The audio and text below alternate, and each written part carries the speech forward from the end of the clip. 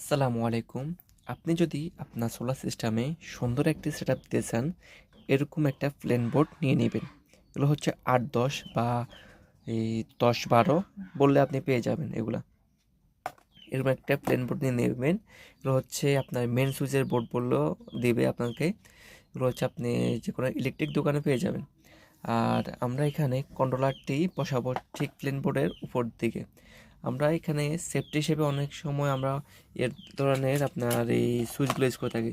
দেখেন, সুইচগুলো কেন ইউজ করা ঠিক হবে না?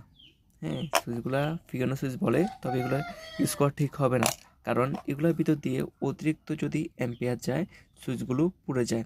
সেম যদি অনেকে দেখি আপনার এই সুইচগুলো ইউজ করে থাকে, কিন্তু এগুলো দেখেন, এগুলো অতিরিক্ত অ্যাম্পিয়ার যাওয়ার পর এগুলো পুড়ে যায়। তাহলে আমরা কি ইউজ করতে পারি সেফটি হিসেবে? আমরা সেফটি হিসেবে এখানে ইউজ করতে পারি আপনার এই ফিউজগুলা, সিরামিক ফিউজগুলা। কেন এখানে অনেকে বলেন যে ডিসি সিস্টেমে তো এত সেফটির প্রয়োজন নাই। না, আপনার যদি চান যে আপনার সিস্টেমটি আরও ভালো হোক বা সে অনেক সেফটি থাকুক, তাহলে আপনি ইউজ করতে পারেন। আপনি নর্মালি কন্ট্রোলের মাধ্যমেও ওয়ারিং করতে পারেন। কন্ট্রোলের মাধ্যমে যদি কোনো কারণবশত আপনার কন্ট্রোলার যদি শর্ট সার্কিট বা ব্যাটারি প্রোটেকশন না দিয়ে থাকে, তখন আপনি ফিউজের মাধ্যমে অন অফ করতে পারবেন। এগুলা আপনি চাইলে করতে পারেন। এটা হচ্ছে একটা সুন্দর একটা সেট আপ। এখানে আমরা ৩টা ফিউজ ইউজ করতেছি।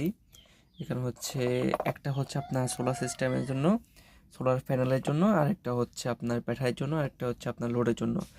এই এখানে দেখেন একটা, এখানে সোলার, ব্যাটারি এবং লোড লাইন রয়েছে। এখানে সুন্দর করে আপনি একটা একটু গ্যাপ রেখে এরকম ফিউজের সেট আপ একটা করতে পারেন। আর এটা সম্পূর্ণ ওয়ারিংটা আমি আপনাদেরকে পরবর্তী ভিডিওতে দেখাবো। আর এরকম ভিডিও দেখতে চাইলে চ্যানেলটি সাবস্ক্রাইব করে রাখুন।